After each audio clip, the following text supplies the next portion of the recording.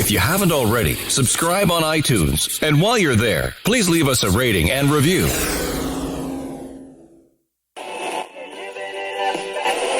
Or lease in the morning. Hello and welcome to Paratalk with the East Tennessee Ghost Seekers. Paratalk podcast contains explicit language, scary content, and adult humor. Parental discretion is advised.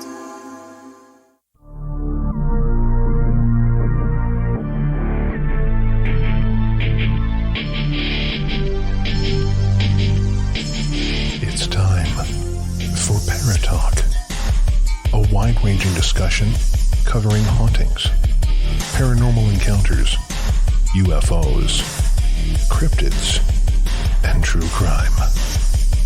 With your host, Stephen Brown, and your East Tennessee Ghost Seekers, Steve Wiseman, Andrea Brown, Elsie Adams, Jesse Arms, Amy Sharp, Justin Howard, and me, Mike Howard.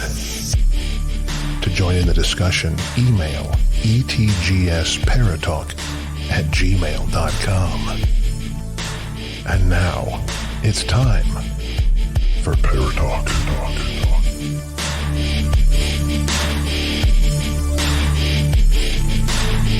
All right, guys. Welcome to Paratalk. And Steve's down with the Rona all fucking ready. Good God. See what you did, Amy? I haven't given it to you. God. I stayed away on purpose. Damn. I tried to hit my vape real quick before we went live so it wouldn't be heard, but It didn't happen, I did it? didn't hit it properly. That's what she said. He done tried to kill himself. Yeah. Well, like I said, welcome to Paratalk. If this is your first time listening, thank you for checking us out. We hope you enjoy and come back many, many, many times in the future. So, how about we do a quick little intro of everybody that's hanging out with us in here right now, and you guys can know who the fuck we are.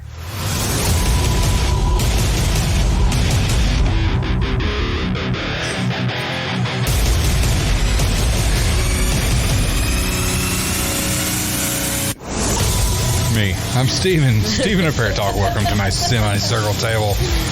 Joining me this week, the Duke of Hell, Mr. Steve Wiseman. What's up, everybody? And also joining us this week, my air drumming little wife that's going to kill someone. I'm not going to kill anybody. I may put an eye out or something. Yeah. Miss Andrea Brown. Hello. And back off her mini vacation. We're so glad to have her back in studio with us. Our Oracle, Miss Amy Sharp. Okay, Amy, it was a Ronacation, and it was no vacation because I work at home. That sucks. Yeah, it does, but I'm better even though I don't sound it. You're here. That's all that Thank matters. God. And you look fantastic. Thank you. Yeah. So, that's us. And I see a lot of new names in the chat room this week. So, welcome, guys. And I see that Binge Box Podcast shared the live show. Thank you for that. Ooh, thank you. Welcome, is that Tawny? And then we have BA3M8 and Priador. Yeah. And Angel. And then us. And I'm sure, just like always, throughout the rest of the night, people will be coming in and out of the chat room like they do every week. And we apologize for the late start. Yeah. Usually It's my fault. No, it's not. I know this time it's not. Usually we get started promptly at 8 o'clock, and this week it just didn't happen. Quick story. Windows. Yes, quick story. Last week, after we finished the podcast, my computer says, hey, I need an update.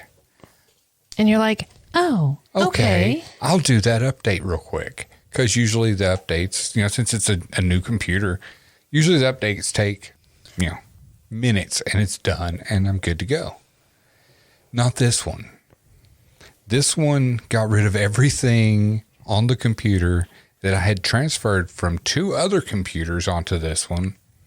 Ertang. Everything. That hurts my heart for you. It makes me want to cry. Fucking Windows. This will be the last Windows computer that I own. Better And- start saving now. Yeah, because this is going to be the last Windows computer that I own. As bad as I have dissed freaking, iPhones and all that, I'm going to a Mac computer. My thing is not that I diss it. I like, especially with the phones. Mm-hmm. I'm just not an Apple phone person, an iPhone person. I wasn't either. But And then I went to the never dark had side. one, though, right? Exactly. Yeah. So, The last one I had an iPhone 4. yeah, see, I had the iPhone 3S. That was the last one that I had. God, you're old. I know. that phone was old. That was in like the Stone Age. I wish I still had my Nokia. Dude, They were indestructible. They were. You could They're probably not all kill sitting that. in a Actually- landfill somewhere talking to each other. Actually, I think I still have one of mine. Wow. Yeah. Yeah, And a pager. Still have my pager. I still have my pager too. Just Oh, that's funny. saying. Mine got funny. confiscated back in '89, I think it was. Hey, thank you, BingeBox. You're still holding the non-Apple 4 with me. Yeah, I mean, I have a Samsung phone, and I've always been a Windows guy, but this just, dude, I work with Windows at work. I work with Windows at home. And like, I have one of my coworkers is like straight up Apple. Like, she's got a Mac at home. She's worked on that forever. Mm-hmm. And then for work, we all got issued Dells. Mm-hmm. And she's like, I rarely even use my work computer because I'm just not used to it. Right. And I don't like how it works. And I'm like, well, that'd be me on a Mac. I'd rather not. Mm-hmm. And see, that's what Mike uses. Mike, he's Mac everything. And it's just what you get used to and what you know. And, this is what I've got used to and this is what I know. But I know that I lost 7+ years of EVPs and video footage and everything. And, in a matter of minutes. I also know Did that you lose all the Teespring design? I lost everything. I do know that, when the day comes and you do move to a Mac, I will officially lose my husband for a good few months. Well, As he's I learning. will everything. As I learn. I will Yeah. never see your face outside of a screen. It'd be on YouTube. It'd be Yeah. boom for weeks. So I'll have to, act like I'm widowed for, a couple months. I'll keep you company. We can go out to dinner or All something. right. I appreciate that. So Just bring me back the some lesson food. to be learned, the lesson to be learned from this though, back up. Oh, yeah. Yeah. Yeah, I had to learn the hard way once. Yeah. It sucks. And the thing is, I've got a brand new external hard drive in there Yeah, that all it had on it was Waverly Hills stuff. Now it has a lot more. I would say. Now it has a lot more because I the stuff lost that I've went everything through on and my recreated. iPod once and had to back hack it out of the iPod into iTunes, and it took me about a week to get it done. It sucked. Yeah. Yeah. I remember I had 32 gig of music on an old iPod and went to plug it into a new computer and lost everything. Oh, that hurts. Yeah. Yeah. Ugh. At least that was music and not important documents, though. Yeah. Yeah. And the music I was able to go back and get. Right. So, but yeah, this stuff, it's gone forever. That sucks. Yeah. I mean, I still have. Unless you run the update that it's telling you need now and they fix it. You know what? I would call them and be like, so this new update. Is it going to fix my shit? I mean, seriously. Yeah.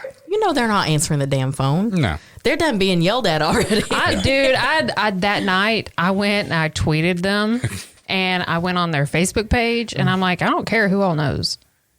Well, I mean, the thing is, it Thanks happened. for your new update, Windows. We lost everything. Yeah. The thing is, it happened to several people. Oh, I you know.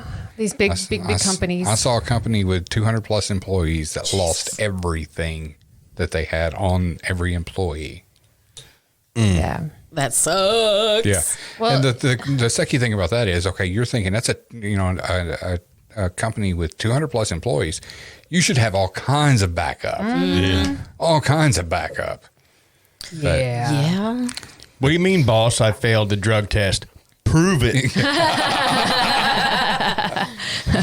What do you mean you can't pay me this week? Where's payroll? Well, Yeah. About that. checks are going to be late. Yeah. Oh, God, that would suck. That would Yeah, very it much would. so suck. Yeah.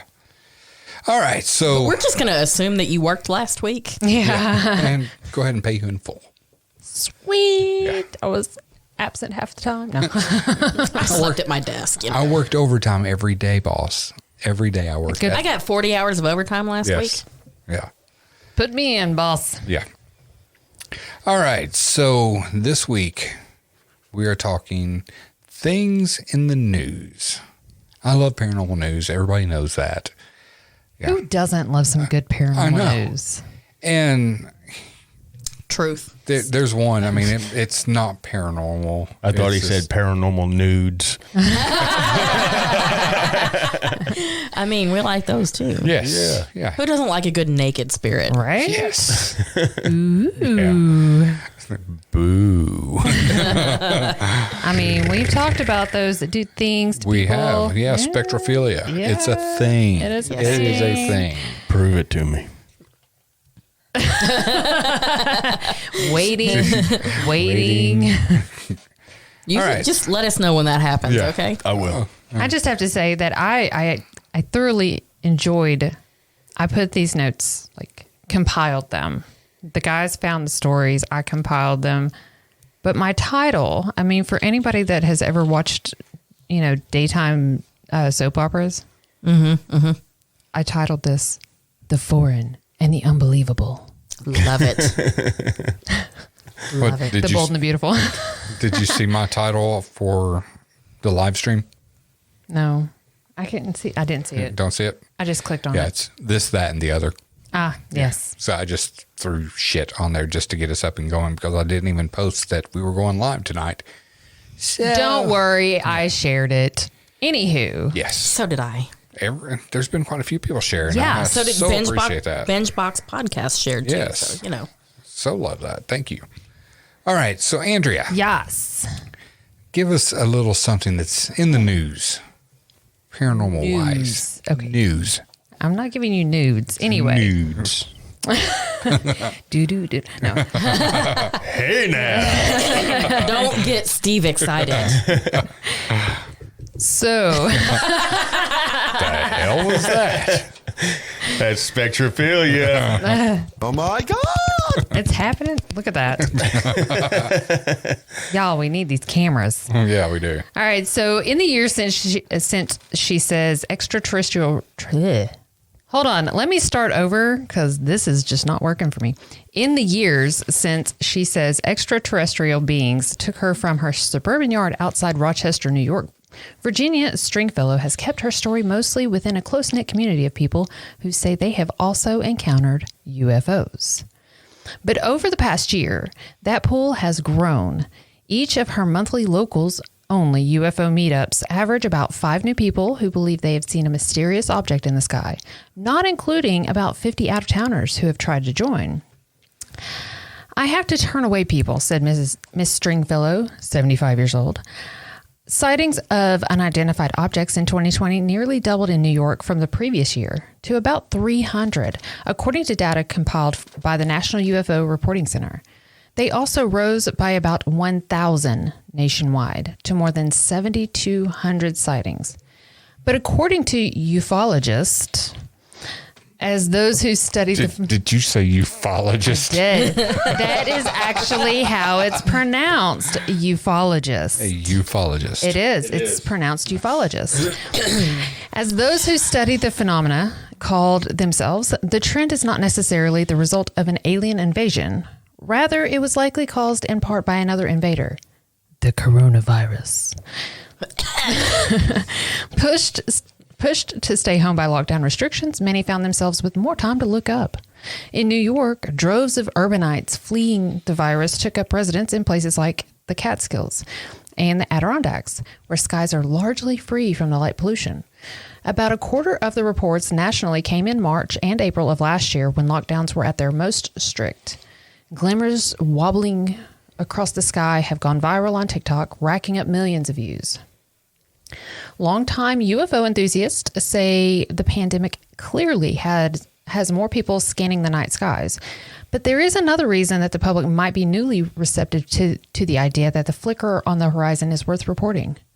The Pentagon revealed over the summer that it would soon convene a new task force to investigate so-called unidentified aerial phenomena observed from military aircraft. Last year, it declassified 3 videos of such sightings. In addition, the $2.3 trillion appropriation package signed by former President Donald J. Trump late last year includes a provision that the Secretary of Defense and Director of National Intelligence collaborate on a UFO report and release it to the public.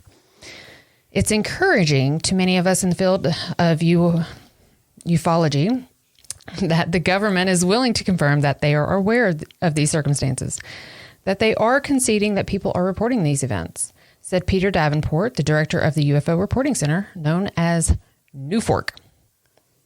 Previously, he said the government appeared to have believed that people like me are just crazy, and we're not. Mr. Davenport and his peers are quick to point out that any uptick in sightings does not mean a spike in flying saucers. Unidentified flying objects are just that, airborne phenomena that have not yet been identified. The vast majority of sightings called into the reporting center are swiftly determined to be things like birds, bats, satellites, planes, and drones, he said. A number of sightings in northern Idaho last year were quickly identified as satellites launched by SpaceX, Elon Musk's private space company, which launched a large number of small internet satellites that were temporarily visible from the ground after they reached orbit. One viral TikTok video of an object hovering in New Jersey last year turned out to be a Goodyear blimp. Really? Really? They misidentified a blimp for Apparently. a UFO. What is that? I've never seen that. Oh. It's a blimp. You know those satellites, though, that you were talking about? I remember Mandy from the TWAT podcast. She posted a picture of it. And Yeah. you see this string of satellites. Well, generally speaking, if you don't know what it is, It's a UFO. It's a Yes. UFO that's Yes, unidentified. So a skilled UFO investigator is one of the most skeptical people around, Mr. Davenport said. Only a small fraction of reports scrutinized by NUFORC, which is based in Washington state, are truly not identifiable. That proportion has not changed, even as more calls have poured in, according to the director. Ufologists are frequently prickly when it comes to the subject of apparent increases in UFO sightings, warning that bumps occur with regularity over the years and are a favorite subject of news reports. The coverage itself may also drive up so-called sightings, they warn. In New York, as city dwellers have tried to escape the virus by relocating to the countryside, they have driven up rural sightings, said Chris DiPerno, the assistant director of the New York State branch of the Mutual UFO Network. I did not realize there were so many different UFO organizations. That's pretty cool. The Mutual UFO Network is a nonprofit organization that uses civilian investigators to study reports of UFOs. Absent urban light pollution, he said, the transplants are taking new notice of the night sky and whatever may be in it.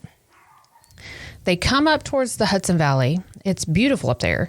You get clear skies, and then all of a sudden you see this thing zipping through the sky that's stopped on a dime, goes straight up, takes off again, stops, comes back.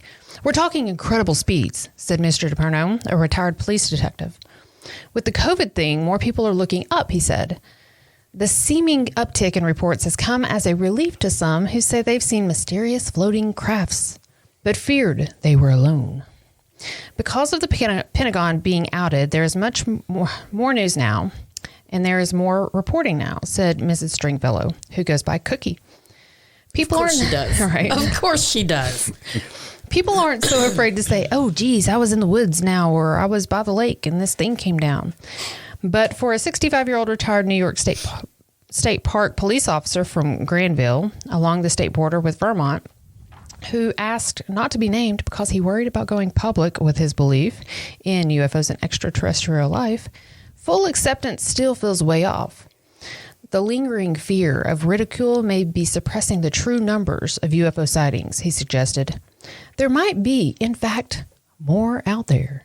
He urged city folks to stay calm should they see a UFO, just as he did one evening about 30 years ago, when he said he spotted a football field's long object floating beside the Taconic State Parkway as he finished a patrol shift. And most importantly, he said, people should not let fear of being mocked prevent them from reporting what they see. If enough people report UFOs when they see them, the retired officer added, the world will believe they are telling the truth. Interesting. I mean, and that makes sense that, the uptick in all this during the corona shutdown and all that, because people had nothing but time on their hands. That's true. And a lot of people, like it says, a lot of people left New York City for more rural areas where you can actually see the sky. Yeah. Well, see, it's just like we mentioned last week. The one time I think that I saw something, it was last summer while we were outside. We were, you've been over when we do the movies outside. Yeah. And we were sitting out there watching a movie, and I could have swore I saw something shoot straight up. Steve saw the same thing. It's the perfect opportunity, when everybody's away, and because you can't go to the resorts, you can't do this, no beach time and all that. So go out in the darkness and just sit and watch the sky. You know what?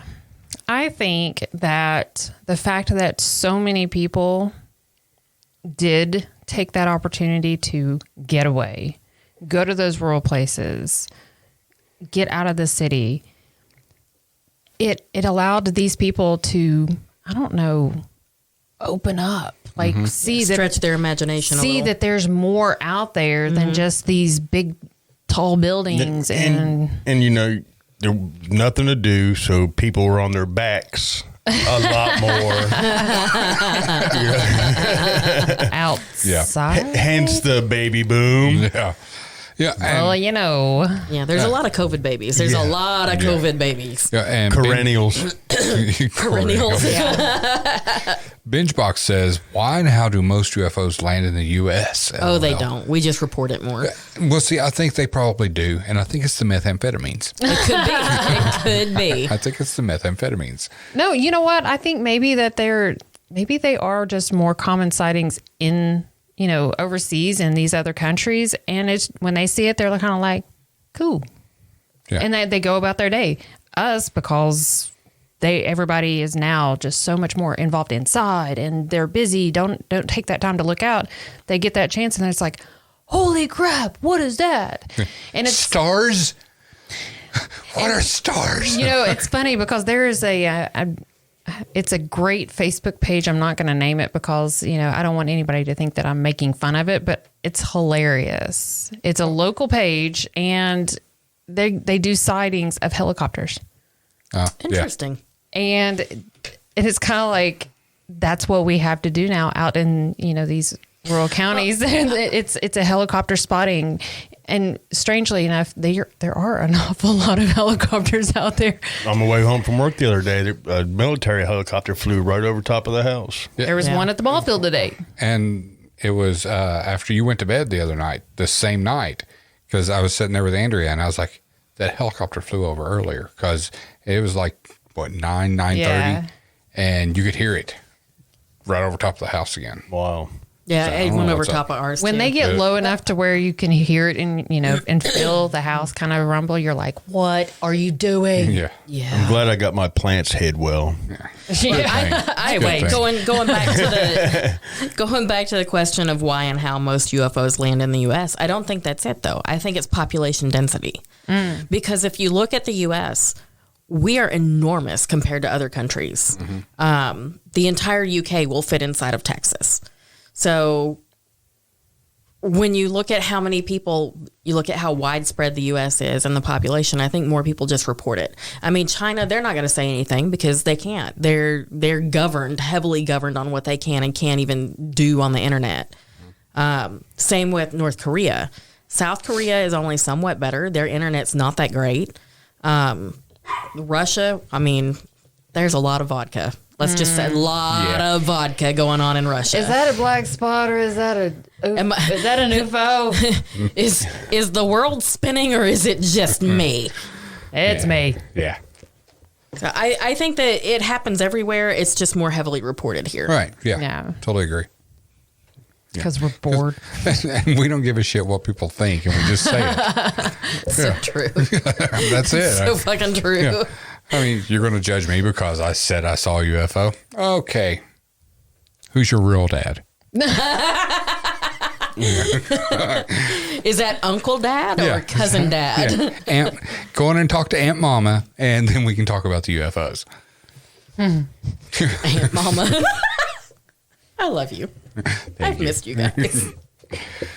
All right, Amy.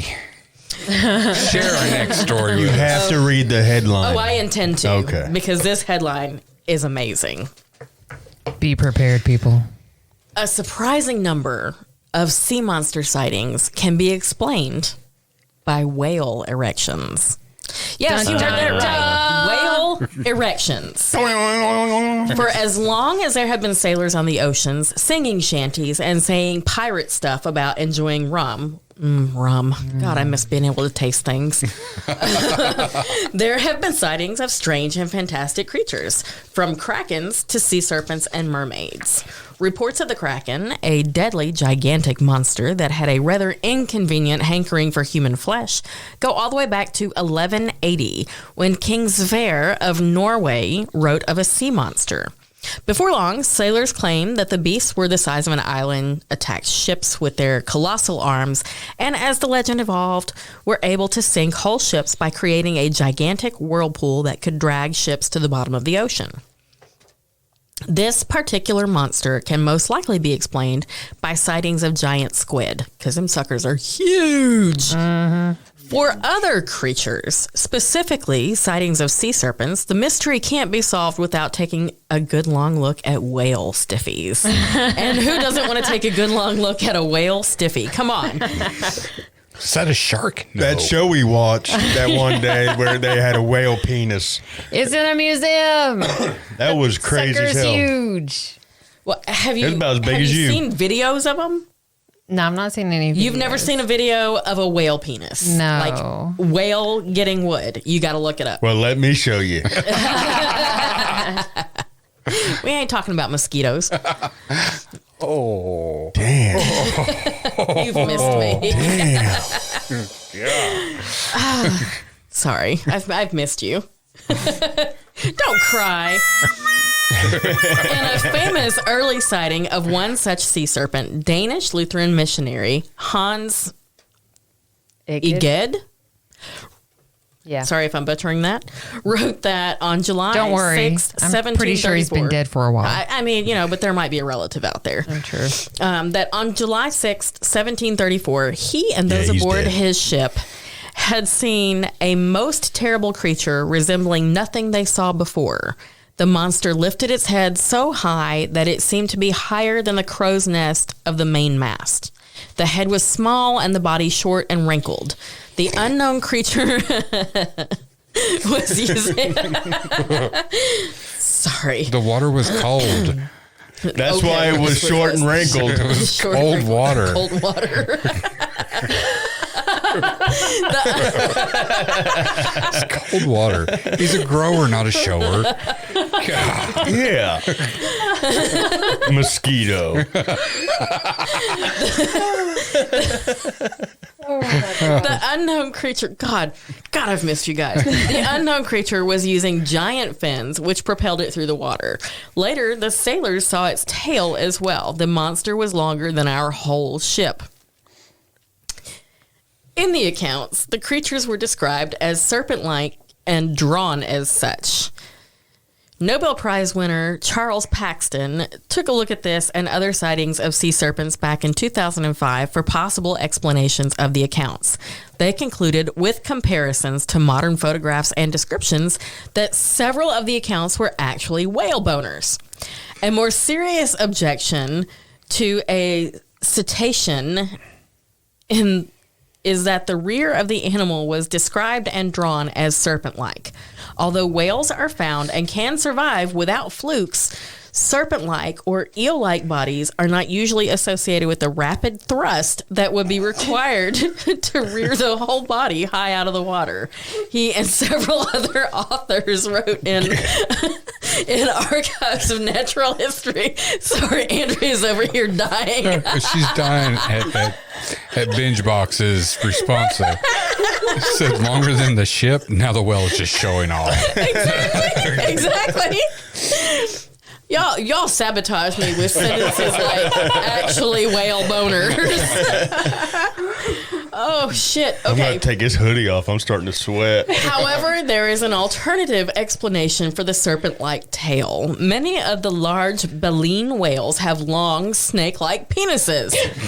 If the animal did indeed fall on its back when the ventral then its ventral surface would have been, stop taking your clothes off in here. I'm going to prove to you I'm not a mosquito. Oh, shit. Let's see. If the animal did indeed fall on its back, then its ventral surface would have been uppermost, and if the whale was aroused, the usually retracted penis would have been visible. The penises of the North Atlantic right whale and Pacific gray whale can be at least 1.8 meters long and 1.7 meters long, respectively, and could have been taken by a naive witness for a tail. That the tail was seen at one point a ship's length from the body suggests that the presence is of more than one male whale. They out there getting it on, getting a little whale orgy. They're chasing. A separate incident that could more conclusively be accounted for by a big old whale erection. Sailors aboard the merchant vessel Pauline in 1875 saw a sea serpent they described as a whitish pillar. This particular serpent was seen in the midst of a pod of sperm whales, which at the time were frantic with excitement. They were getting a little freaky. Frantic. Sperm whales were frantic. Frantic with excitement. Oh my God. That is the best story you guys have ever had. That was freaking hilarious. I am dying here. That was the best story ever. I'm dying here, man. So Piper is upset. He's like, wait, our beloved Nessie is a long penis. Yeah. So, Piper. I said quite possibly. Everyone's been looking for a penis. Yeah. And I want to believe Nessie is Nessie. I don't want to believe Nessie is stiffy. Don't want to believe Nessie is messy. Yeah, I don't want to believe Nessie is a mess maker. Oh my God. I agree. Y'all.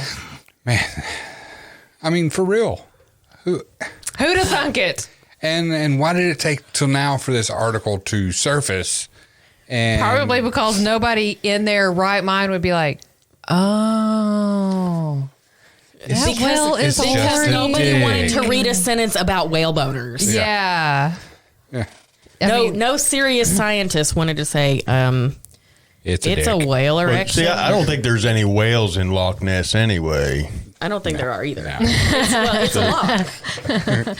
Sorry, Piper. Piper said, I cannot look at Nessie the same way. All those stuffed animals that you see around of Nessie. I'm so sorry. It's just a penis. It's just a penis. Those dolls will have to be sold in the sex shop. Yeah. Oh, God. Yeah. That's horrible. I'll tell you what, Piper, if you have one of those stuffed Nessie dolls, put a rubber band around his neck and see what it looks like now. Oh, God. Stop. Stop. You're just wrong, man. Oh, that hurt. All right, Steve, what's our next story? Shit. We have the 10 most Middle American cryptids. Hell yeah. Right. Monsters. Monsters rule, right? Yes. Yes. I thought you'd agree.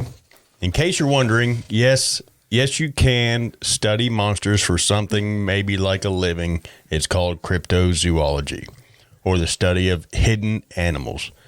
You may have seen cryptozoologists on TV before, More than likely, it was on a program about Bigfoot and the guy with the Coke bottle glasses and the shirt pocket bulging with pens and pencils was the channel's go-to cryptozoologist.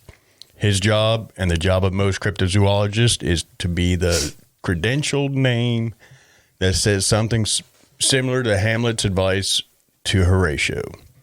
There are more things in heaven and earth than are dreamt of in your philosophy. In other words, don't count out Bigfoot's existence so fast. Or Nessie's. After all, what about the coelacanth? Huh? Coelacanth? Is that how you pronounce that? I have no fucking idea. Me either. Yeah. Okay, thank you. It sounds right to me. Sure. Yeah. But we came here to talk about metal cryptids, not actual sea beasts or Shakespearean characters. Obviously, cryptozoologists study cryptids or hidden animals. According to cryptozoologists, cryptids are animals that have yet to be conclusively identified by mainstream science, despite decades upon decades of eyewitness accounts. Well-known cryptids include Bigfoot, Sasquatch, Yeti, El Chupacabra, literally goat sucker in Spanish, the Loch Ness Monster, That's your new name. and others. We're just going to have to start calling you El Chupacabra. The suckest goat. Some popular cryptids will appear in this list, but many might be unfamiliar to you. So much the better. All cryptids, even those that make a rational scientific explanation damn near impossible, are pretty metal. But the following 10 are the most metal of all. Number 10. Sasquatch. Oh, I'm sorry, sheep squatch. If Sasquatch is supposed to be a giant prehistoric ape, then sheep squatch is a giant sheep.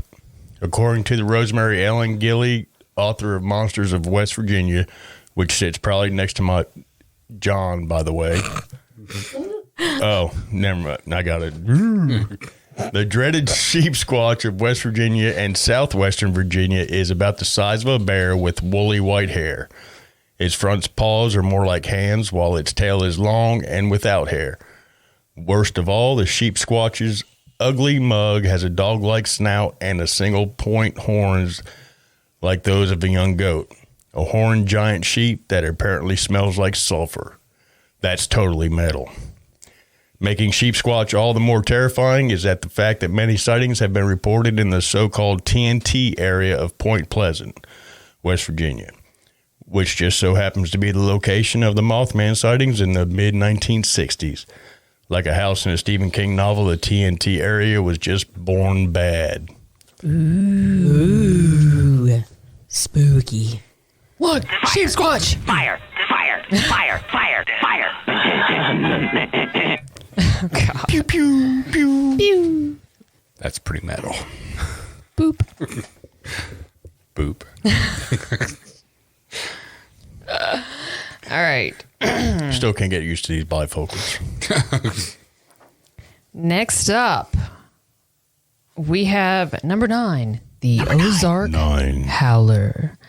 The Ozark Howler makes its home in the remote woodlands of Arkansas, Missouri, Oklahoma, and Texas.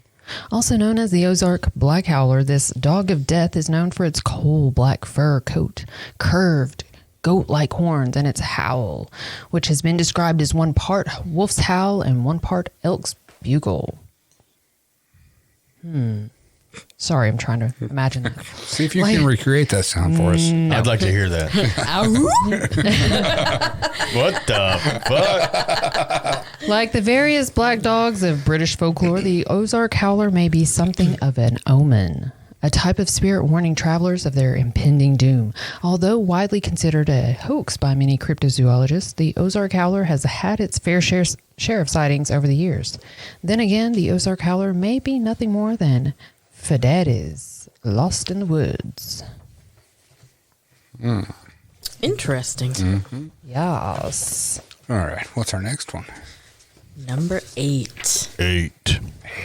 The Thunderbird.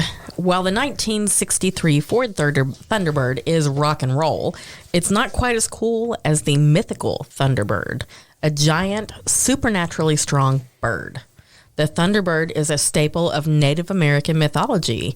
Beyond that, the Thunderbird has cousins throughout the world, such as the ravenous roc of 1001 Arabian Nights.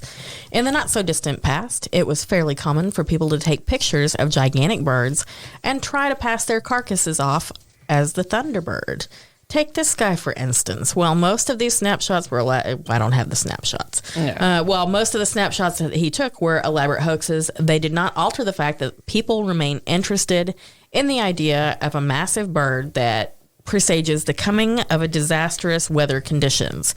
Speaking personally, when I think about the Thunderbird, I hear Judas Priest's The Hellion. Yeah. Hellion. Nice. I mean, had a Thunderbird once. I'm just kind of too. like, even if this guy took pictures of like massive birds to pass them off as Thunderbirds, how big Were these massive birds? birds? That's what I want to know. Right. I mean, we've got vultures out here, and They're big. they are huge. Oh, yeah. I mean, that's probably the biggest bird I've seen up close. Turkey vultures and the blue herons. They're skinny though. They're skinny, but man, they are huge when they Well, spread yeah. out. Man, them vultures, like up on the road. Ospreys are huge. Are they? Yeah, they are. Yeah, we had ospreys down there At the plant? At the plant, and Oh, we saw an eagle flying over the other Did you? day. Yeah. Really? Well, we had osprey down there, and they're protected. And they were on top of this tower that we had to bring down. Oh no. So the vultures were attacking, trying to get the babies. So Mama and Daddy, they're fighting these vultures in midair. I mean, it looks like a shit. war Dude, movie. I would have loved to. I wish you guys could have like filmed that because I know Yeah, no you couldn't. doubt. But that would have been like, ooh, War of the Birds. I think I have video on my phone of an eagle and a osprey fighting when I was working out in South Carolina. Really? They went up about 130 feet in the air, and then they locked talons, and then they just free fell, just spinning, going my down gosh. there. And they got about 10 feet from the ground, and they separated and whew, Wow. flew off. It was freaking badass. That's actually how eagles mate, in the air like that. So I've seen That people could've do been that what you're skydiving saying. too. surely I'm not even going to question that. I'm not even going to question that because people will do all kinds of things. That is true. But the osprey, like we had to go up and put netting over top of this thing once they flew out and the babies were gone. Had to put this netting over it to keep them from going back to build their nest.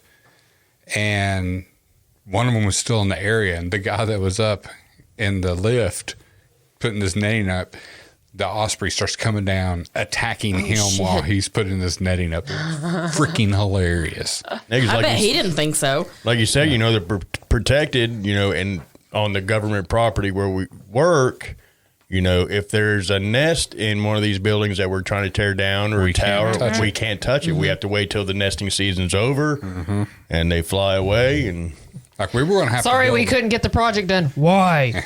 There were birds. Yeah. birds. Protected birds. We were going to have to build another tower off, like 100 feet away from it, the same height So they as would this, nest so then. they could nest there. But when I was working over at Watts Bar, they literally crafted these poles, these telephone poles with nesting roosts I've seen on those. them. So to keep them off the power lines and everything else is pretty wild. Yeah. Them birds just don't care. No, they do not. They're like, They don't give a single fuck. Yeah. This one looks fine. I'll take it. All right. Number 7. Number 7. The Beast of Bladdenboro. Although North Carolina does have a Transylvania county, the vampire beast of Bladdenboro calls the southern county of Bladden home. The story all began in 1953 when a woman living in North Carolina's swampy and pine forest rich countryside noticed that an abnormally large cat was bothering her dogs. Then on December 31st, 1953, Bladdenboro Police Chief Roy Force got multiple calls about dogs being attacked all throughout the county. Some eyewitnesses claimed that a strange and very large creature dragged the frightened dogs out into the night.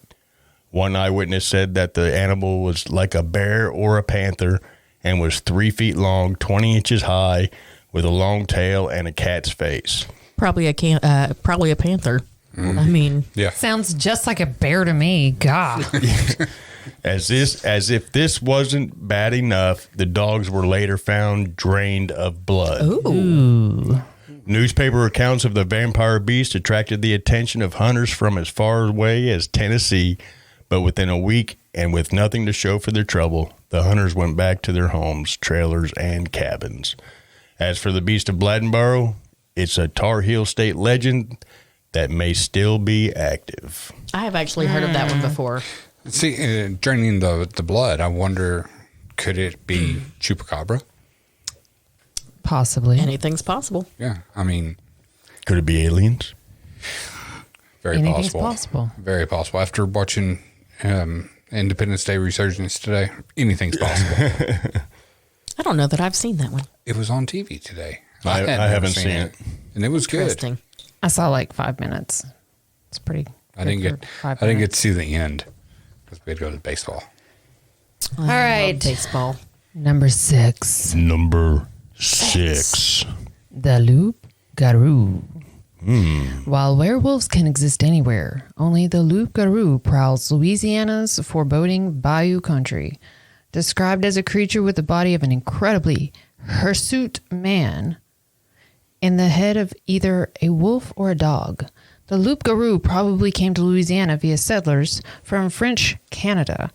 According to their superstitions, the loup-garou was a type of punishment for those French-speaking Catholics who did not adhere to the rules of Lent. The loup-garou could also be a type of vampire curse that could be passed between individuals. Whether or not the loup-garou is a fictional boogeyman conjured up to warn little Pierre and Marie, or a real shapeshifter, is as much part of Louisiana as I Hate God, Crowbar, and Goat Whore, which make it very metal. All righty. Yeah, I've Really? heard They the have an I Hate Loup-garou. God? Yeah. The what? They have an I Hate God They also have a goat whore. So and a crowbar. why are you surprised? A crowbar. Yeah. I mean, Is that goat whore. bayou country? That's your new best insult for someone. Hey, you goat whore. It- Goat whore. it's coming from people that suck the heads off of crustaceans. Hey, I mean- hey. I've Crawdads are good. never done They that. really are. Never? No. You need a good crawfish boil. I want a fish fry. Legit fish fry. Yes, I agree. Like an outdoor Needs to happen. fish fry. Not like Long John Silver's or nothing. Fish fry. That's what I Where you want. boil the shrimp and all the good Ooh, stuff. or a good shrimp boil. Or both. Both. Yes. Throw some corn in there. Some red potatoes. Some crab. Damn it, now I'm hungry. And I can't even taste any of it. Whale You can imagine penis. it though. A little bit of whale penis. That'd be enough to feed everybody. Right? Just boil one. Yeah. Just one. Yeah. That's all You you got to need. find a pot big enough, though. All right, number five. We have Number 5. Cinco. We have the Lake Worth Monster. In the humid summer of 1969, the residents of Tarrant County, Texas, started going ape over a supposed goat man near Greer Island. On July 9th, a couple of teenagers claimed that some unknown savage beast had attacked their car and even tried to pry a girl away out into the night. The creature, which looked part man and part goat, supposedly sported scales and long bird-like talons. These eyewitness reports, along with the big gash left on the side of the teenager's vehicle, helped to stir up plenty of eager Texans with quick trigger fingers. The next night, the miffed creature threw tires at the onlookers and would-be hunters until it was chased away by sheriff's deputies. Take that. Whack. With so many newspaper reporters and amateurs alike around Greer Island, a picture was bound to be taken. And October 1969, Alan Plaster snapped a photo of what is reportedly the Lake Worth Monster, a large, all-white Texas version of Sasquatch. The Lake Worth Monster can today be seen leading the popular band, the Texas Hippie Coalition, while a 1999 KDFW TV report went a long way towards explaining the events of 1969 as a prank. Some doubts still remain. He was just an albino Sasquatch. God. It was the summer of 69. That was a great song. Yes. Oh, that's funny. You knew he was from Texas because he had boots on and denim and flannel. Yeah. Of course. Yeah.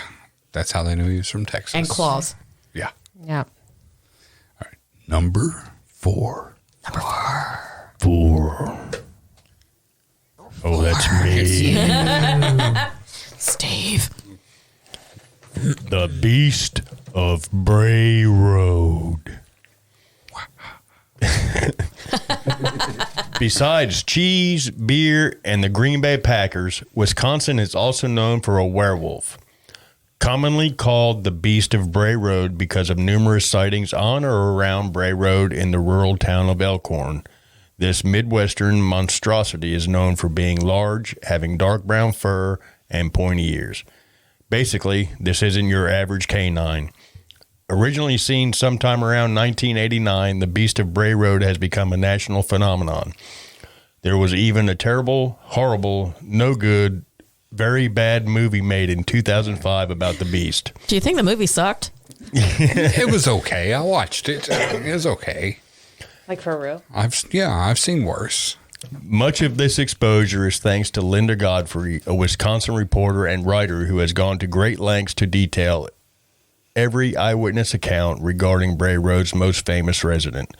So far, the Beast of Bray Road hasn't gone all blood simple, but when Kenosha's jungle rot finally break up, all bets are off. What a name for a band. Yeah. Kenosha Jungle Rot. Mm-hmm. That sounds metal. I think that's what Captain Dan metal. had in Forrest Gump. Lieutenant Dan. Yeah, whatever. Lieutenant Dan. Lieutenant Dan. Lieutenant Dan. Ice cream. Ice cream, I Lieutenant got Dan. you ice cream. All right, number 3. Number 3. The Flatwoods Monster. Yet another monster from this writer's home state, the Flatwoods Monster first touched Earth on September 12th of 1952. On that night, some young residents of Flatwoods, West Virginia, saw what they believed to be a fiery UFO spacecraft land on a nearby hilltop. That's where Billy Ray Cyrus is from. Really? Yep, Flatwoods, Kentucky. This is West Virginia. Is it? Yeah, Flatwoods, West Virginia. I thought it was what, Kentucky. He's trying to say I think it's on the Billy Ray border. Cyrus came from a UFO. Oh, Yeah. I believe it. wouldn't I do surprise me. too. When they went to investigate, they were met with a gross, nauseating fog, a disturbing hiss, and a large creature with bright, unnatural eyes. A later sketch of the monster is proof enough that he probably stunk to high heaven. Not long after surviving their encounter with the stinky alien, many of the boys involved became inexplicably sick, which of course they blamed on the monster. At the time, UFOs and aliens were all the rage, and it's entirely plausible that the young Braxton County boys may have been under the undue influence of too many movie serials about men from Mars. Whether or not the Flatwoods Monster was a figment of collective imagination or not, he continues to be studied and appreciated. Clearly, the guys who created Amagon were fans of the monster. Very cool. Next up, we have number 2. Bat Number Squatch. 2. Bat Squatch. Bat Squatch. First, we had Sheep Squatch. Now we have Bat Squatch. Not to be confused with Beef Squatch.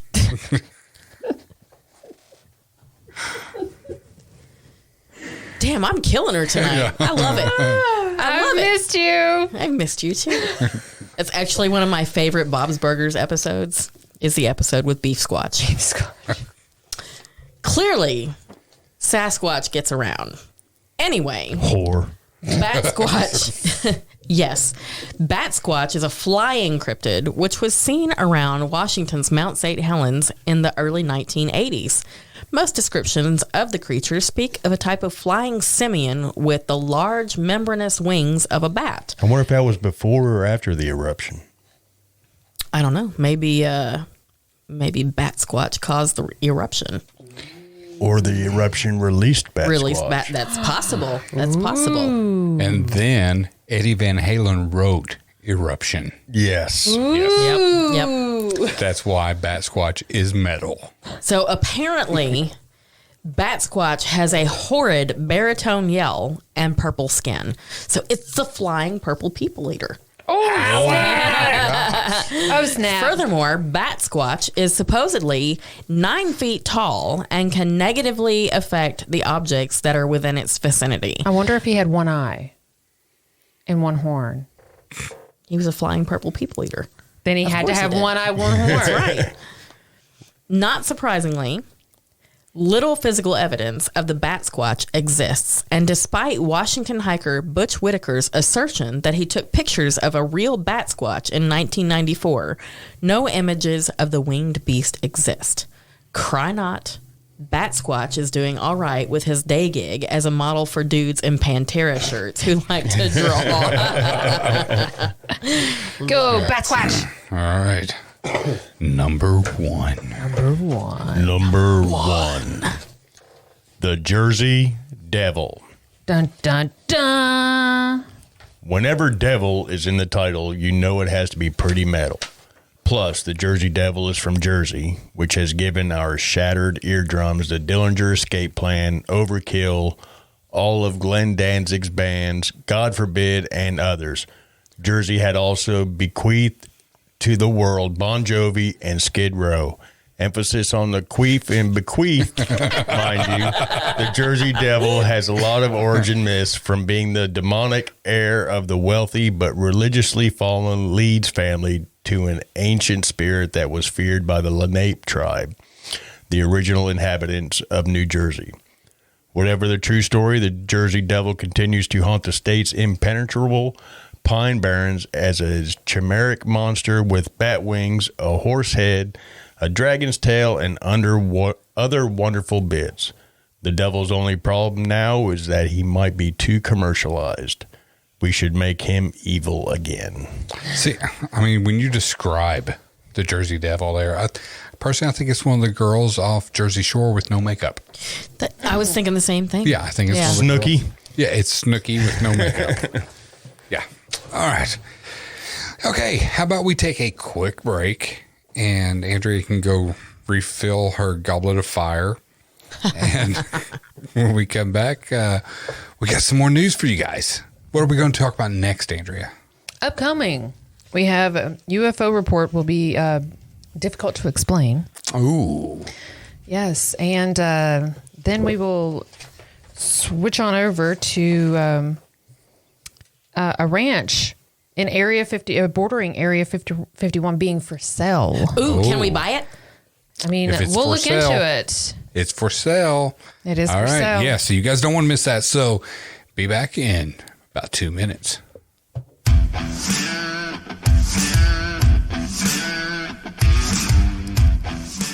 So many people spend hundreds or even thousands of dollars on that perfect infrared camera, hoping to catch that epic paranormal shot or simply to document their nighttime escapades, only to pair it up with an IR illuminator that gives off a hotspot in the center of the frame and performs subpar for their camera's capabilities.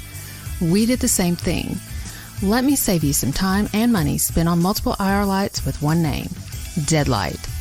Created from the minds of Josh Bender and Justin Brown, who are also paranormal investigators, the Deadlight is the elite light to add to your camera arsenal. We have tested the Deadlight and illuminated areas up to 300 feet away. Did I mention these lights are built like a tank? Super durable and sturdy construction. Josh builds each Deadlight to meet your needs and is in constant contact during the building process. So forget the other lights out there and go straight to the best. You can check out the complete line of Deadlights on Facebook at Deadlight LLC. Justin and Josh are constantly exploring new features to add to the Deadlights. ETGS will never use another light in the field simply because nothing else compares. Get your deadlight today and you too can light up the night.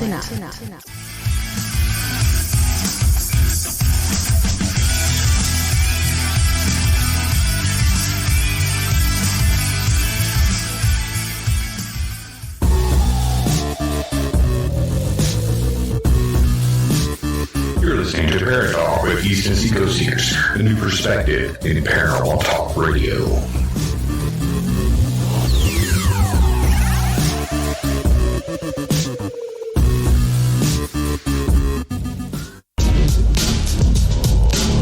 You're listening to Paratalk. If you have a question or an experience to share, email us at etgsparatalk@gmail.com or call 865-264-0448. And now, back to Paratalk.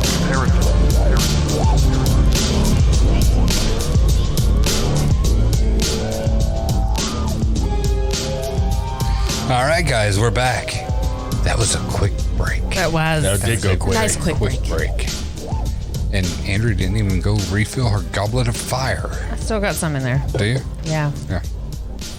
Like my new. It is a very Insulated. cute little insulated goblet. Yes. And it looks like fire, so we're good. I like it. All right. So, before we left for break, Andrea had mentioned that there's a story on UFOs that the government's going to have a hard time debunking. Mm-hmm. Why don't you tell us about that? So, a former top national intelligence official hinted that an upcoming government report on UFOs will include information that cannot easily be explained.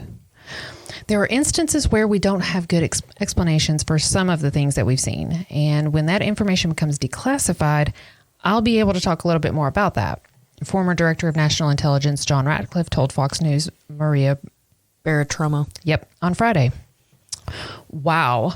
Maria gets former DNI John Ratcliffe to talk about UFOs ahead of deadline for the government to disclose what it knows about them. Usually, we have multiple sensors that are picking up these things. There is actually quite a few more that have been made public.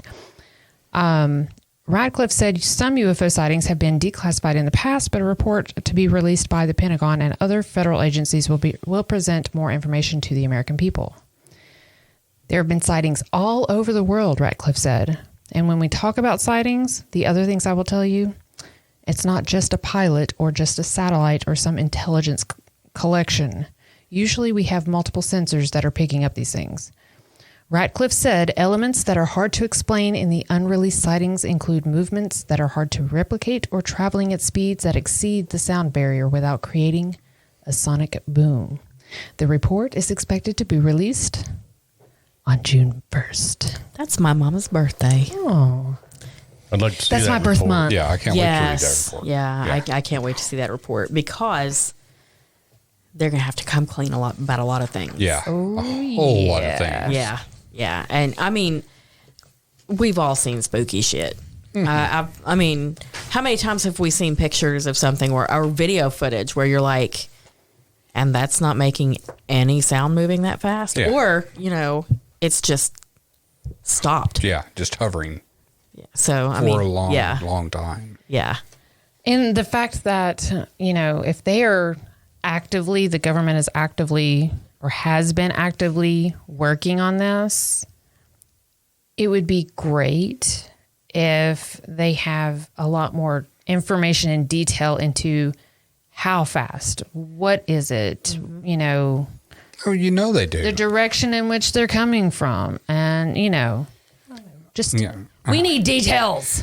Well, me personally, I find it hard to believe that they don't have that. Do they proof. drink Budweiser or Corona? I mean, Not Corona. I drink Corona. Oh. Yeah. I had Corona. Yeah, you did. So aliens can't drink Corona because you drink it? That's exactly right. Yeah. Okay. Yeah. It's Maybe they like a Vin good Diesel- wine. Like Vin Diesel said, you can have any beer you want as long as it's a Corona. except for the aliens. Except for the aliens. Yes. That part they had to edit out of Fast and Furious just because they were afraid of offending. That's some just people. discrimination. That's why they edited it out. Edited it out. They edited it. Who's drinking the fire juice? I'm just breathing it over here. It's not that strong. It's seltzer water. Come on. That's not Fire seltzer juice. water. It's 5%. It's Less semi-alcoholic than a beer. seltzer water. Yeah. It's nothing. Yeah. But no, I think that they know a lot more than they're willing to share. Oh yeah. I'm just wondering if the stuff they know, will they share it? Not everything. No. So part of the government's responsibility is not to terrify their citizens. Yeah. So They'll they're be not gonna very share vague. everything. It'll be like, well, this one time at band camp, Yeah. we proved there was a UFO. Right. Area 51 had an alien. Mm-hmm. It's no longer alive. That's what they're going to say. They're Or gonna that be whole, like, okay, it we happened. may or may not have witnessed this. We may or may not have come in contact with it. We may or may not have. Hillary Clinton may or may not be A man. It's going to be very ambiguous. He's a man, baby. If they do release photos like they're supposed to, it's going to be old news kind of Yeah. shit, and they're going to be like, "Yes, we've known for years that this was an actual UFO." But anything it'll be new. Like, it'll be like that footage that from was it a naval plane or an Air Force? Yes. That's called Where they're tracking it. Independence they've- Day. No, I'm talking about the real shit. The one that leaked out, 5 years ago? Yeah, if that. Yeah, And- But they just released one here just a few months ago. Another one? Yeah. Yeah. So, I mean, it's going to be stuff like that. Here's a question. I think a lot of people are afraid and the panic comes in if somebody says there's aliens out there and they haven't experienced it, they haven't seen anything, it's that unknown. They're afraid of the unknown. Mm-hmm. If this stuff is presented and so they say, here is physical proof of aliens, here's physical proof of their flying object, do you think the fear would still be there? Oh yeah, Yes. you're gonna have because you're going to have people panic. yeah, you're gonna have that group of people that panic once the government says yes, it exists. You're gonna have that group of people that want to keep their head in the sand, that want to be in the dark about things. That's like, oh my God, they could kidnap me. Yeah. You're gonna have that. It's just like, When reality, they drive by us and lock their fucking doors. right. Well, and I mean, but if you think about it, they're basically doing that when, the media shows, oh, there was a watch out for this white van with no windows because they're taking, random people. That strikes fear in everybody. So anytime somebody sees a white van with no windows, everybody's going to automatically think, oh my God, they're going to steal me, instead of, oh, that's a work van. Yeah, that goes the same with serial killers. The media doesn't, announce serial killers anymore because it creates fear. and panic. And it's just like us going out and doing our stuff, doing our paranormal investigations. We like the spooky shit though. The thing is, we can put out all kinds of data that we collect, just like everyone else across the world that, puts this video footage out there where you can clearly see something that isn't right. Something that it ain't there. That ain't real. Yeah. That's Well, what you there's get. always You're always going to have people. And always you have- skeptics no matter what. And you have people say that because there's no scientific way of proving that really exists. Or disproving. Okay, but if the government actually does this whole, does this presenting and comes up with this whole scientific background behind it and, they go into detail, do you think You're still going to have people in denial. Oh, I agree that there's going to be a lot of people in denial because nobody wants to believe that. Right. Nobody wants to trust the government. Well, Why would you? Right. That I think Yeah. is the big thing is really Yeah. that you're presenting that. And the thing Are you is, crazy? If they You lie all the time. Well, not only that, but if they're telling you about UFOs, what aren't they telling you about? Right. If UFOs are not real, Why the hell would they create the Space Force? Right. Yeah. Yeah. It's true. That'd be a cool one to be in. The Space Force. Yeah. Pew, pew, pew, pew. Guardians of the Galaxy. I will totally be a Guardian of the Galaxy. I am Groot. Groot's already taken by Groot. I am baby Groot. Groot didn't come back. Shut up. What? Just saying. Spoiler alert. Sorry for anybody. Okay, that movie came out, what, 3 years ago? Some of us still are a little haven't seen slow. Very slow. Wow. Groot didn't come back. Oh, I'm going to beat you. Watch your dirty whore mouth. oh, damn! That 5% seltzer is getting to her. Yeah. She's gonna start dropping f-bombs any minute now. Oh, that was a couple weeks ago. Yeah. Wait, was I here for? Oh, no, God. No. Yeah. Woo-wee. I missed Andrea dropping f-bombs. Yes. Several. Wasn't that many. Was it Was it more than alcohol one? related, or did they just piss you off? No, it was alcohol. Yeah, it's probably alcohol. Actually, don't remember. It was like 4 or 5. I have to listen. I have to listen back. I need to hear this. I'm gonna have to find it. Yeah, I'm gonna have to. Yeah, listen. and then the other day, You should have been listening anyway. The other day when she was I pissed had the off. Rona. You had nothing to do but listen. I also worked while I had the Rona. Oh, see, I'd have called in dead. Sorry, It's I'm been dead. tempting. Yeah. It's been very tempting on occasion, but If they can't let you rest, it's you've not. got the It's not Rona. that they can't let me rest. It's that I can't let me rest because I know what the need is as far as the hiring goes, and I know how far behind we are. you know, I can't say anything because that's one reason I don't take time off. It's because I'm afraid of what's going to build up when I'm Exactly, gone. exactly. I'm like, oh God, I don't missed give yesterday. a shit what builds up. Yeah, you guys. That building will still be there when I Sure come back. will. Yep. That's the difference between our works. Yeah. You guys take a day off and it's still the same shit that's going to be there. If I take a day off or I'm out sick for a full day, I come back the next day and it's like, okay, we're 60 people behind on this project. You need to hire 54 of them. No joke. I was out one day, and then I got yelled at the next day because the water had been turned off, Oh my God. and I was not informed about that.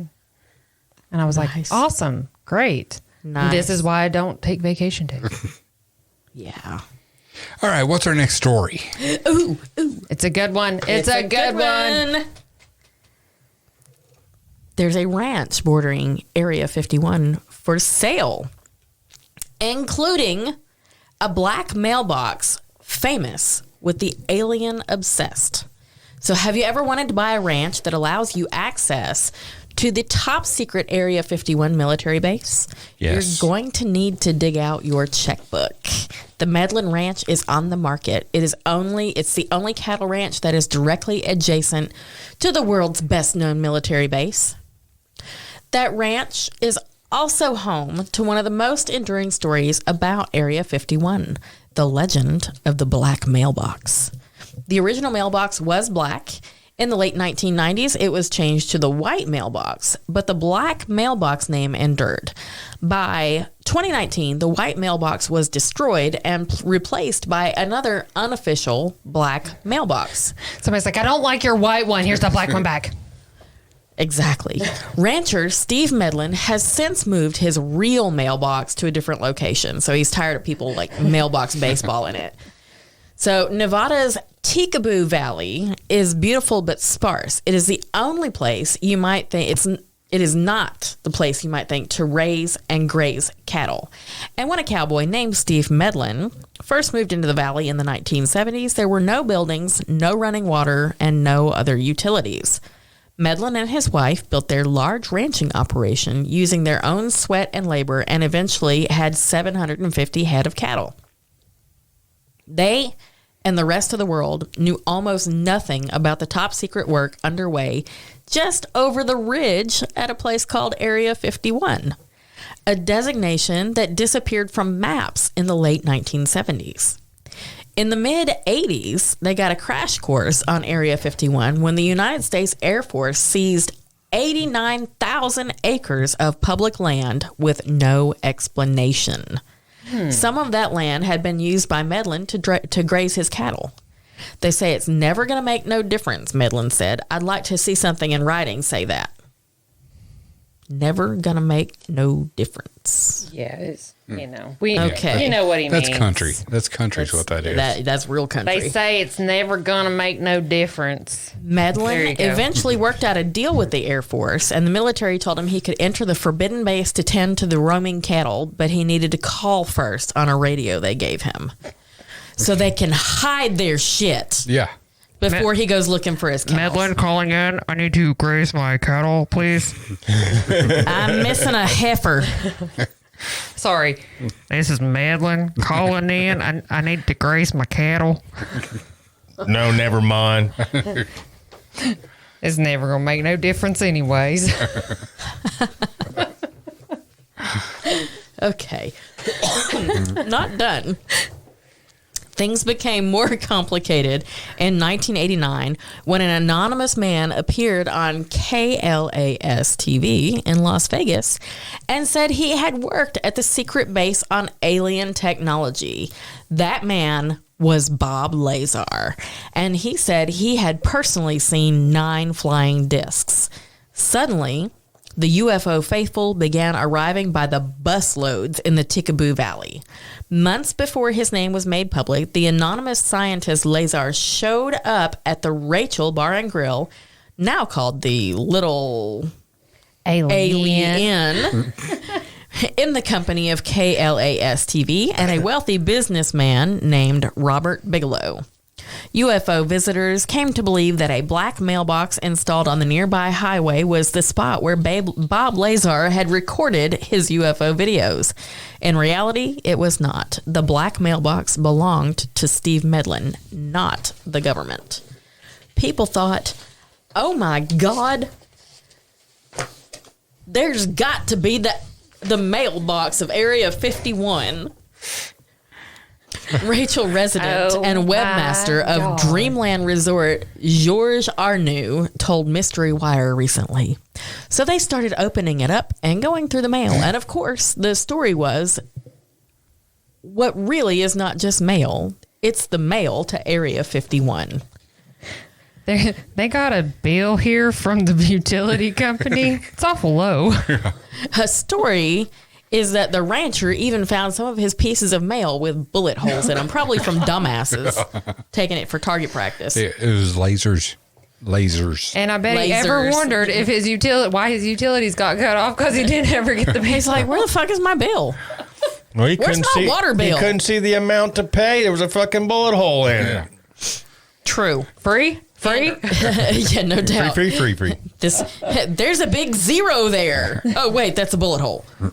In 1996, Highway 375 was renamed the Extraterrestrial Highway, commonly called the ET Highway, and the black mailbox was replaced with a welded, bulletproof white box. But it, too, became an attraction, a place to camp out, scan the skies, leave graffiti, and take selfies. The black mailbox has been a decades-long meeting place for the extraterrestrial obsessed who gather near the mailbox to try their luck at eyeing a UFO, or better yet, communicating with life beyond, according to Travel Nevada. At one point, when I visited the mailbox, I saw that Mulder from the X-Files had signed it. So, it became a part of Area 51 folklore, and people would still gather there. It was almost like a shrine. It was almost like you had to visit the black mailbox, or your mission is not complete, Georges Arnoux, the webmaster of DreamlandResort.com, said. One group that made the mailbox a destination was the Roadrunners, a distinguished group of former Area 51 employees. The Roadrunners were just a handful of the thousands of people who descended on the valley for the Storm Area 51 festivities of 2019. A huge law enforcement contingent set up on the other side of the road from Medlin's ranch. A few years before the Storm Area 51 event, Medlin had actually moved his mailbox somewhere else. And now he will also be moving. Y'all killed his peace and quiet. Seriously. But that's why it's for sale. But leave True, this but man still. Okay, I want you to just wait until you see how much this property is. Well, I'm waiting. Don't worry about that next In one. this, Nope. nope. Oh, nope. That's just a, yeah, okay. Since late 2020, the Medlin Ranch has been listed for sale with an asking price of $4.5 million. This sale includes 2 homes, 70 irrigation spots for cattle, and 80 total acres of land. Half of the land was sold to Medlin by the Bureau of Land Management for $19,000. The government has also installed a weather station, quote unquote, on his land. Medlin and his wife are now ready to let someone else navigate the thin line between the UFO faithful and the so-called camo dudes dedicated to keeping them all out of Area 51. I really spent a lot of time myself camping in that location, and because it's the best place to meet people interested in the various aspects of Area 51, according to Arnu. And you meet everybody from the military aviation people, the secret black project people, UFO people, and what better place to meet everybody and to get a picture of, to form my own picture of area. Okay, so to get a grasp of Area 51, basically, is what he's saying. The real estate agent handling the sale told Mystery Wire in December 2020 that a pending deal had entered escrow. Oh. As of February 9th, it was still in escrow, but had not closed, which means there's still a chance. There's still a chance. As a description of the property is a year-round cattle ranch approximately 140 miles north of Las Vegas, Nevada. 40 acres deeded plus 40 acres patent claims. Ooh. Cattle run outside year-round. There are several improvements on grazing allotments, as in water features and branding corrals. Main property has nice feedlot pens for weaning and shipping calves and cattle. 5,600 square foot hay barn, a 1,248 square foot barn, and 576 square foot shop. Ranch features 2 newer manufactured homes, with the large main home, which includes 4 bedrooms, 3 bathrooms, and a wraparound deck, and the other home features 3 bedrooms, 2 bath, which would make a great guest house. Okay, and it's 4.5. And you have you also get a permit for 250 head of cattle on Area 51. Okay. The ranch comes with cattle and equipment. Shit. I mean, $4.5 million. You and your friends could live there. There you go. Let's just all move to Area 51. yes. I mean, it's got it's 2 houses 2 houses. and 80 acres. You know, you could make your money back in no time by charging camping Oh, yeah. Oh my gosh, yeah. Yeah. I mean, or holding festivals like they do in Manchester. Yeah. Yeah. You could turn the little second house into like an open kitchen kind of deal or whatever. Yeah. What's Be that? like What's that? Bonnaroo. Bonnaroo. Yeah. Do like E.T.-roo. No. E.T. Fest. Extraterrestrial E.T. Festival. 51 Fest. There you go. There you go. There you go. Yeah. It's just right there. 51 Fest. Have bands come play. Just set up some porta potties every now and then. I mean, do you know And then everybody how much camps money out you there. can make? You could pay for your property in one weekend. Yeah. And then I have everything else, doing the farming thing. And you have free and cows. clear. Yes. We have a cow that we refer to as the cow alarm that lives up on the hill from us. Mm-hmm. Because when it is feeding time, he lets this you know. cow seriously goes, moo, moo, moo, like over and over and over again until they feed this fucker. That's funny. Don't quit your day job. Bite my ass. He will. Yeah. He probably would. Yeah, he would. I ain't scared. You should be. Yeah. You So couldn't handle this. I think we need to buy that property at Area 51. Yeah. Totally. $4.5 million. Hey, you couldn't afford $4. Andrew can get it financed. Through Finger Hut. Yeah. Yes. I'll just Could you imagine? pull all my credit cards together. I'm sure it'll work. Could you imagine? We couldn't even pull the down payment between the four of us. 20%? No. But wow, what an idea. Oh, yeah. Yeah. That would be amazing. So if anybody's listening, there's a ranch out there, Area 51, for $4.5 million. And If you buy it, remember we're the ones that told you about it. So. Yeah. Hello. Please invite us. and I'm not giving Create you the all, 51 Fest. Yeah, I'm not giving you all the ideas that popped in my head during that story. Contact us. I'll sell you the ideas real cheap. Or just put them in charge. $4.5 million. Yeah, real cheap. Pocket change. That would be awesome. That would be. Yeah. That would be fantastic. Maybe somebody. And for real, I mean, I would like to just go there and just sit and skywatch. Yeah. I mean, you could rent camping spots, but it would only be for tent camping. I mean, if you Well, if you you wanted could- to do people bring RV their spots, campers out. you could do RV spots too, as long as they have their own generator hooked up. Yeah. Yeah, but then generators, noise, and yeah. Yeah, but if you only do it every now and then, But imagine like, a couple hundred of them. Okay. but- Somebody's always going to be going off. that's true. That's true. But if you only rented it out a couple weekends a year, like 2 weekends a year, Yeah.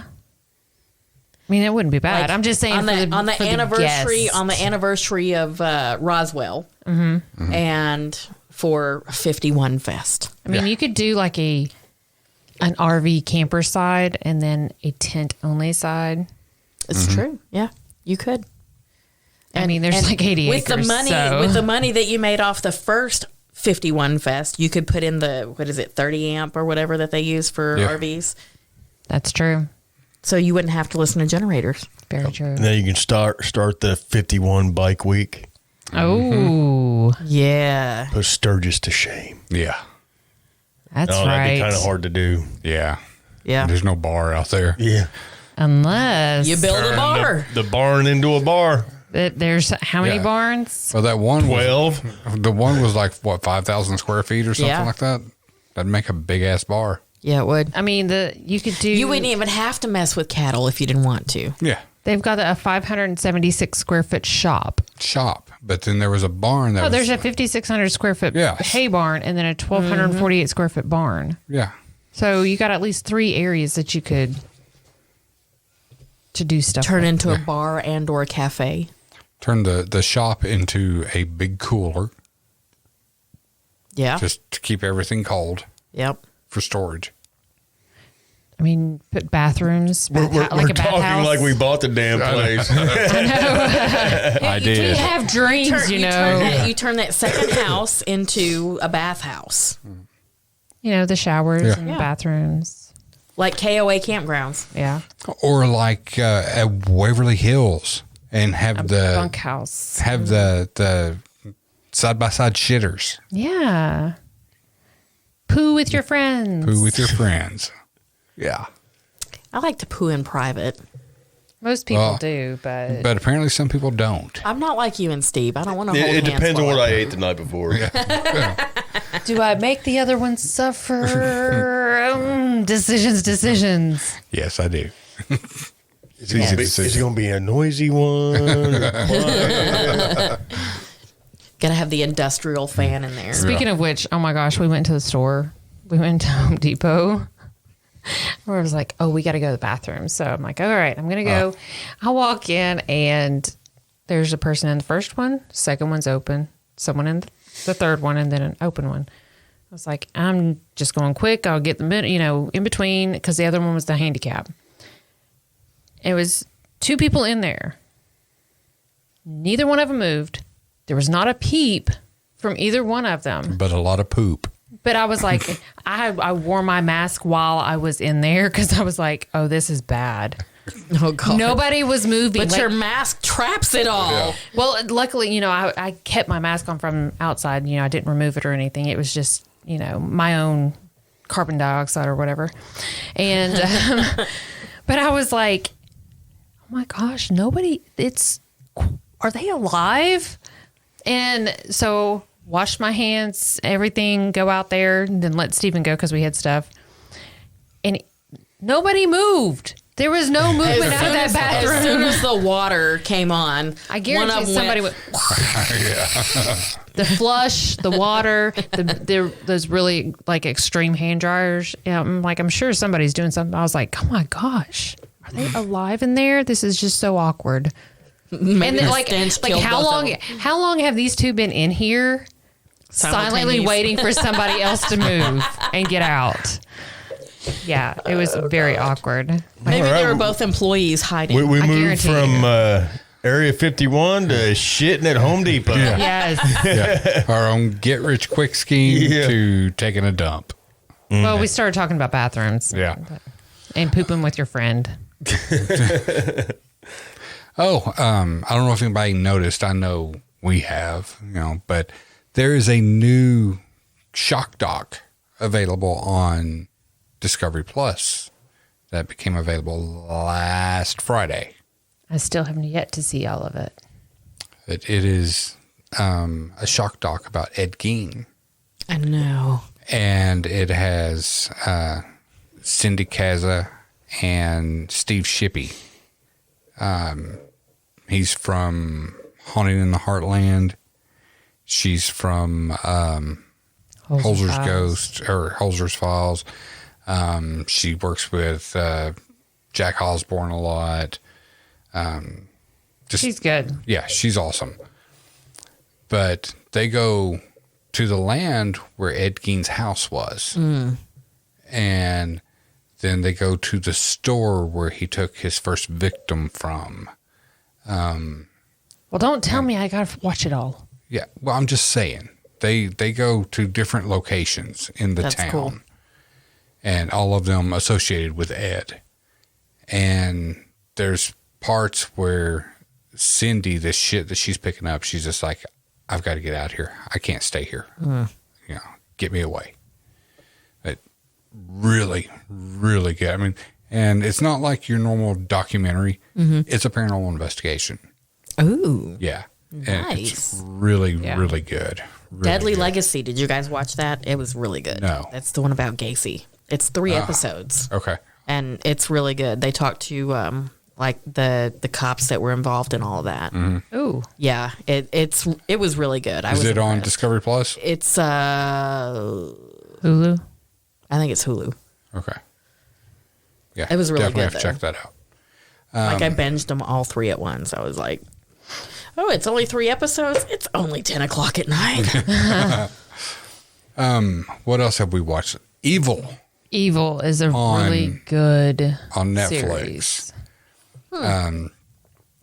It's this guy. He's studying to be a priest, and he's working for the church to go out and check these people that they think need exorcisms. And so he brings in this girl on his team who is a psychologist, and shrinkologist. Yes. And so she's atheist. So, she's putting in her 2 cents. He's putting in his. They have another guy that their tech guru who Ben the Magnificent. Yeah, he debunks anything and everything that can be debunked. But the show, it's amazing. It's so good. I might have to check that out. Yeah. Yeah, it's on Netflix. It's called Evil. Huh. And I watched them. Chuck and I started that. We haven't made it past the first episode yet. It's a little slow for the first couple. Yeah. 6. No. The whole reason I watched it or the reason we started it is because I was reading an article about the fact that the first episode scared the shit out of Stephen King. Really? Yeah. Like it got like They actually, like, I was reading something, and they definitely they liken it to the way it's produced is like American Horror Story shows. Mm-hmm. So there's actually already plans season for two. season 2. Oh, And it may or may not have some of the other, the cast from the previous. Different story, but very similar storyline. Okay. So, because they finished the story. okay. But it, like, the whole... It's weird. You wouldn't expect it to be paranormal horror. Oh, my gosh. The first episode, I was like, that's not human. When the kid walked out there and was like, Mama? I was like, that's too tall to be mine. And when it stood up, I went, Yeah, it's Was that the show with the baby? Yeah. yes. Okay. See, I was thinking Alien when it stood up like that and kind of just lurches over. I was thinking, oh shit, this is gonna go Alien on us. No, But no. it's total paranormal horror. I got chills when And it stood up. I was like, oh my God. No joke. Were they multiplying? Yes, they were. There is one episode that is gut wrenching, like absolutely gut wrenching. And I'm glad I fell asleep. during That's that the only episode. one I saw, the only episode. And I was like, me and Steve both, when it happened, we were like, oh God. It was gut wrenching. Yeah. And the sad thing is that, this isn't like it's not a true story, but it's based on Things that really have happened. Yeah. That did happen. But it's a really great show. I enjoyed the first episode. We just haven't gotten around because That's on Amazon, right? Yeah. with him being sick and me being sick, we hadn't gotten around to watching any more of it. Yeah. What else has anybody watched? But definitely check out Evil. Watch the Ed Gein shock doc. Check out them. Check out them. What you watching, Steve? Shit, I don't watch nothing when I lay down. I'm He watches the backs of his eyelids. yeah. But, I think that's all we watched lately. Yeah. I mean, because we've kind of binged them. When we get free time, it's I watched a thing about Tony Moran. Just like a quick video thing about Tony Moran. Mm-hmm. He was the face of Michael Myers in the first one when she pulled his mask off. Mm-hmm. That was it. Yeah. That made his career. But all he does is shit talk the franchise. Really? Yeah, he's like the world's biggest asshole. People will go to like a horror con or whatever and pay to get his fucking autograph, and he will stand there and trash them. The guy is a dick, and that's his claim to fame. That and being Joni's brother, because Aaron Moran was Joni on Happy Days. Oh my gosh. I love Joni. I mean, who didn't? I wanted to be her. Joni loved Chachi, so. That fucking prick. But yeah, I mean, It's all right. I like Leather Tuscadero better. I mean, who didn't? I wanted to be her. But no, I mean, he's a dick. He's a dick. Wow. I feel sorry for anybody who wants his autograph because, oh my God, you were Michael Myers. He really wasn't. He was the face of Michael Myers for like half a second. Right. But he does nothing but talk shit about John Carpenter. He talks shit about Jamie Lee Curtis, and just it talks shit about people who enjoy the Halloween franchise. Wow. Yeah, that sucks. I'm like, why the fuck would anybody come see this guy? Yeah. Because maybe they don't know that he's a dick. Yeah. Well, that, and if they are not completely familiar with, I mean, anybody The entire franchise. of the entire franchise Yeah. probably thinks, oh, that is Michael Myers. That's who Yeah. the actor is throughout the whole thing. And he'll say that, oh, I was Michael Myers. But he wasn't. He was the face of Michael for half a second. Wow. That It's like made one of him. those backyard wrestlers over here. Oh, yeah. But is, claimed to be on The Walking Dead. Yeah. Oh, yeah. That guy. Yeah, that guy. Yeah. who brought his Negan bat and everything. Right. Yes. His plastic Negan bat. Yeah. Sorry. You want a picture with it? I'll Yeah. let you take a picture with it for $10. Yeah, for $10. Yeah. Pass. I'm just going to stand here and laugh at you. All right. We're cooler than you, pal. We've got episode 100 coming up. Yes, this is 97. So, and you know, just the next few weeks are going to be a little weird. Yeah, sketchy. So it may not be 3 weeks from today. Right. But when episode 100 comes, we'll let you know. We'll let you know. And we want as many people in the chat room as possible. There's going to be prizes. And you have to be in the chat room to win. So, and you want this. Does that free mean shit. I can win? No. Gosh, you cannot even sit here and be in the chat room on your phone and win. You are disqualified. If you work or are a family member of any part of Paratalk with East Tennessee Ghost Seekers, you are ineligible to win. Yeah. Shit. But yeah, so everybody be Unless in the chat room you're that night. Adam or they're not technically related. Yeah, that's true. Right. But they're just our North group. Yeah. But be in the chat room that night. Everyone in the chat room that's not ETGS or Paratalk. You guys are eligible to win.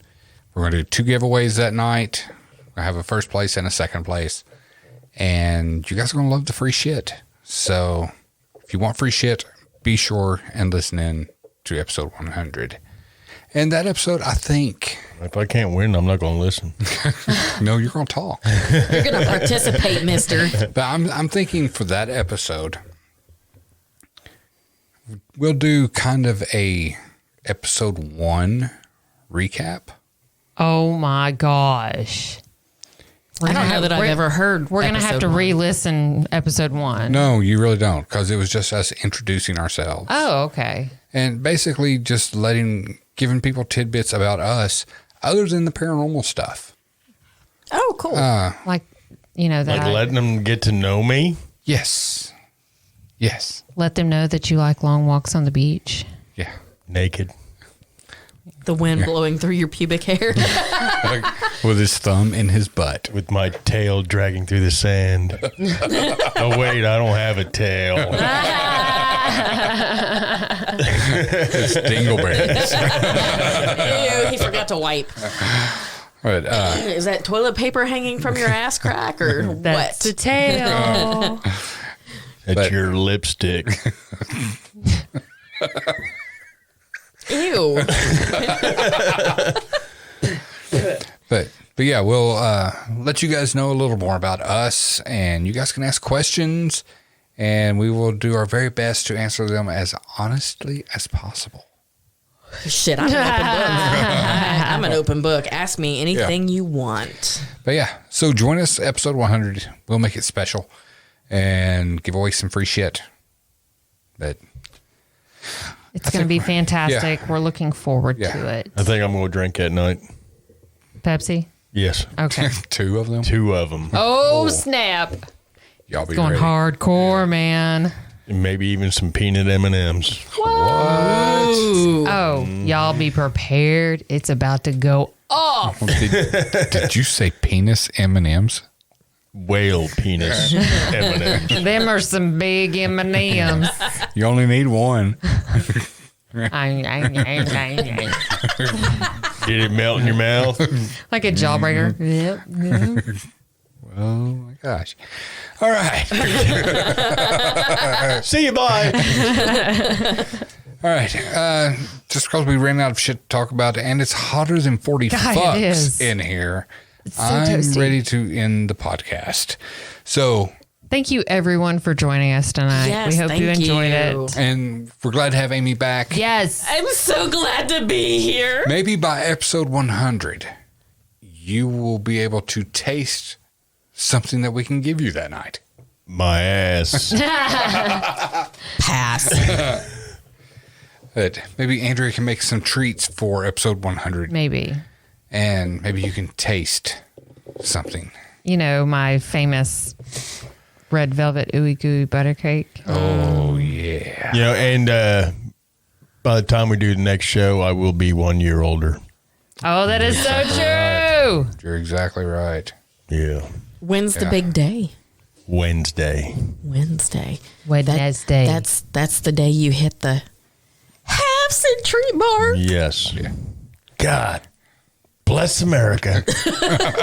He'll be on the hill. Yeah. We're looking at the other side. So that's what it'll look like. Just until 11:59, and then I'll be heading down. Falling. Now you spend a whole year right there. Because I was born at 11:58 p.m. Oh, wow. Okay. So 11:59, I'll be heading down the other side. Yeah. Pew, pew. All right, You're guys. not over the hill. You're young at heart. That's the only thing that's young about it. I wasn't going to say that. I was trying to make you feel better about turning 50. Yeah, it's just a number. Yeah. Age is just a number. Hey, Marge, get my cane. And having someone to call Marge. Yeah. That may show your age, too. Yep. Esther. All right, guys. Thanks for listening. Don't forget to check out the Teespring store. Use the coupon code BACK2BOO to save 25% off any and everything in the store. And check out the videos we have uploaded. Check out the latest one, which is Revisiting the Past, a Waverly Hills Paranormal Investigation. And I will get you that password. I would appreciate that. Woohoo. All right. So until next week, I'm Steven. I'm Steve. I'm Andrea. And I'm Amy. You guys have been listening to Parrot Talk, and as always, stay spooky, my friends. And that's all, folks.